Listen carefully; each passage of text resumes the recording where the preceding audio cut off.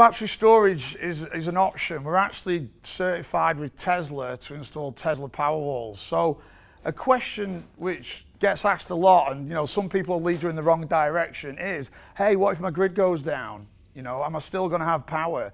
And if you've got the shady salesman in there, he's going to be like, yeah, sure, of course you have, let's sign the documents, yeah? We're not going to say that to you. We're going to tell you the truth. If the grid goes down, these are grid connected systems. That means that the entire system is going to go down until the grid comes back on. If you do want to go with a battery, there's a few options, and every single house is site specific.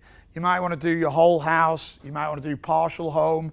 If you've got like a 4,000 square foot house, you're probably going to, say 2 AC units or something like that. You're going to need more than probably 2 batteries. You might need 3.